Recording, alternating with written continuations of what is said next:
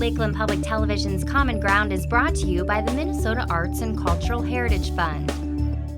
Hi, I'm Jean Dawson, coordinator of the Hackensack Chamber of Commerce, and this is Lucette, Hackensack's claim to fame.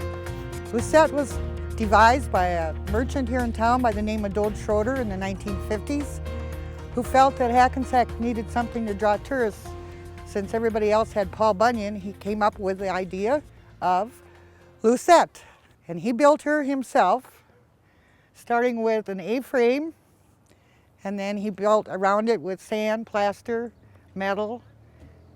And she's 17 feet tall. They had a contest to see what her name would be. And a lady from Iowa came up with the name of Lucette Diana Hackensack. Paul and she ran into each other, and they were of similar size, which was unusual since Paul never found anybody his size before. So they eventually got married. And of course we have a ballad of Lucette that the Northwoods Arts Council does about once every 3 years, which explains why her skirt sticks out. But you have to come to the play when they do put it on, which won't be this year, and find out why that skirt sticks out the way it does. The legend is that she was staying with some family, not immediate family, and they didn't have room for her in their cabin. So when Paul Bunyan ambled through, they asked him if he would fell some timbers for a new cabin, and he did that with one fell swoop of the axe, and away they went. Almost everything is tied to her, really. We have Sweetheart Canoe Derby, which is a 12-mile canoe race in June. In July, we have what we call Sweetheart Days, and we have a parade and various kids' activities. We're very big on family activities here in the park where Lucette is watching over all the kids. And every Tuesday we have the kids' fishing contest on the pier here, which she's also watching over. And then when we started the National Chainsaw Sculpting Invitational, we bought a sculpture of Paul Bunyan, which sits over there. It's much smaller than Paul was, but she can keep her eye on him sort of like a photograph would be. In the early 1990s, we had a serious windstorm and it blew her head off. So the city took her down and sent her to a company in Wisconsin, and that's a different face than the original Lucette had. In fact, it's even better looking. When they brought her back, they discovered that she was pregnant. And so there was Paul Jr., who used to stand here beside her, but finally the city fathers decided that he was not in direct proportion to her, so they moved him over by City Hall. Well, when Paul Jr.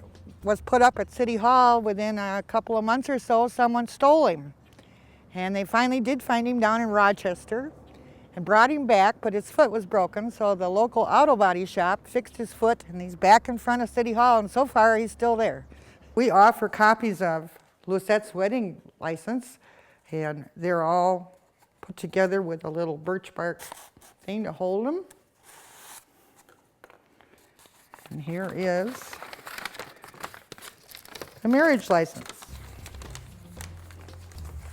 Can you read that? It was the Iowa Territory, June 9th, 1838.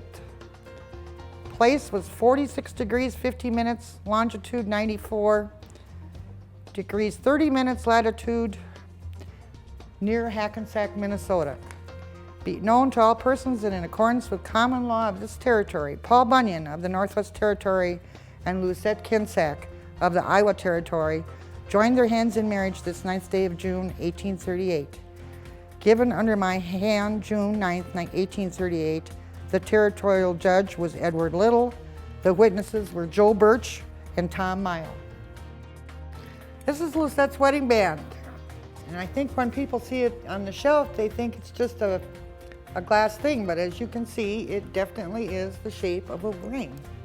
And the story goes that they found her ring when she lost it when she jumped in the lake to save Paul Jr. when he was quite young.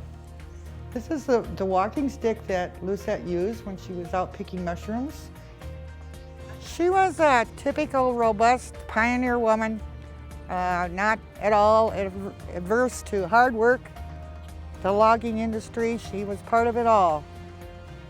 I'm sure that, you know, for us, it's about an hour drive to Bemidji and it's about an hour drive to Brainerd, but for them it was about 2 steps. If you enjoyed this segment of Lakeland Public Television's Common Ground, consider making a contribution at lptv.org.